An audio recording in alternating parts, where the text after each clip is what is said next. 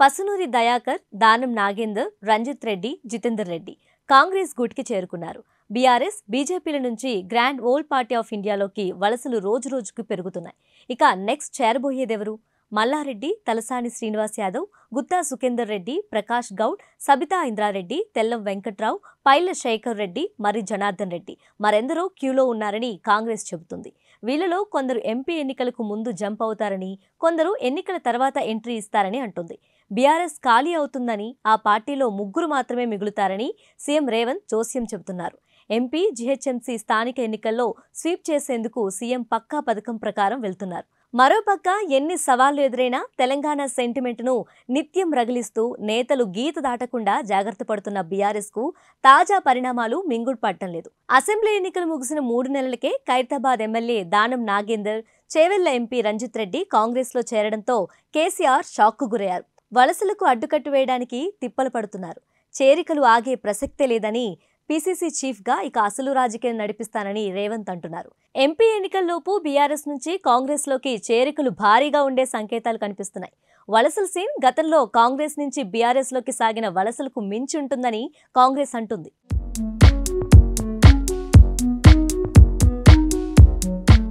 రాజకీయాల్లో శాశ్వత మిత్రులు, శాశ్వత శత్రువులు ఉండరనేది చాలా పాత మాట. మారుతున్న కాలానికి తగ్గట్టు ఫిరాయింపులు కూడా కొత్త ట్రెండ్ క్రియేట్ చేస్తున్నాయి. ప్రజలు, అనుచరులు ఏమనుకుంటున్నారన్న భయం, అనుమానాలు లేకుండా నేతలు ఒంటి మీద బట్టలు మార్చినట్టు పార్టీలు మార్చేస్తున్నారు.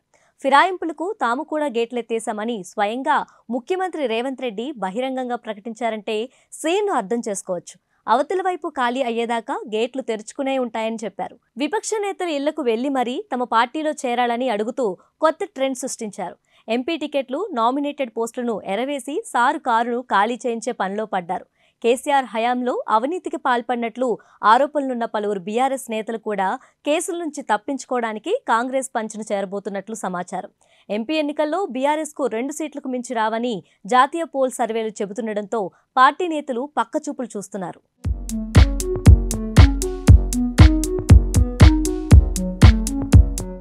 కాంగ్రెస్ లో చేరతారని భావిస్తున్న బీఆర్ఎస్ నేతల్లో కేసీఆర్ కు అత్యంత సన్నిహితులైన సీనియర్ నేతలు ఉండటం గులాబీ దండుకు ఆందోళన కలిగిస్తుంది.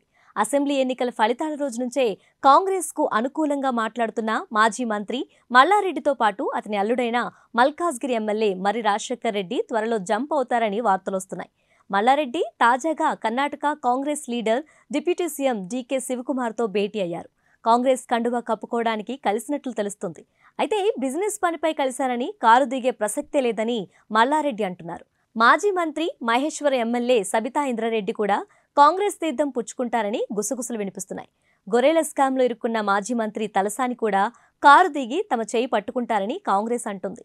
Rajendranagar MLA Prakash Goud, Chevella MLA Kale Yadaiah, Jubilee Hills MLA Maganti Gopinath, Bhuvanagiri మాజీ MLA Paila Shekar Reddy, Serilingampally MLA Arekapudi Gandhi, Bhadrachalam MLA Tellam Venkatrao కూడా 3 రంగుల జెండా పట్టుకుంటారని రాజకీయ వర్గాల్లో చర్చ జరుగుతుంది.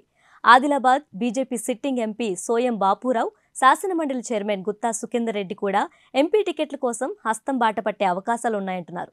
కాస్త పేరు, పలుకుబడి ఉన్న లీడర్లే కాకుండా బీఆర్ఎస్ దిగువ శ్రేణి లీడర్లు కూడా పార్టీ మారే ఆలోచనలో ఉన్నారు. హైదరాబాద్ మాజీ మేయర్ బొంతు రామ్మోహన్, మాజీ డిప్యూటీ మేయర్ బాబా ఫసీయుద్దీన్, ప్రస్తుత డిప్యూటీ మేయర్ మోతే శ్రీలతా శోభన్ రెడ్డి తదితరులు ఇప్పటికే గులాబీ కండువా పక్కన పడేసి కాంగ్రెస్ కు జై కొట్టారు.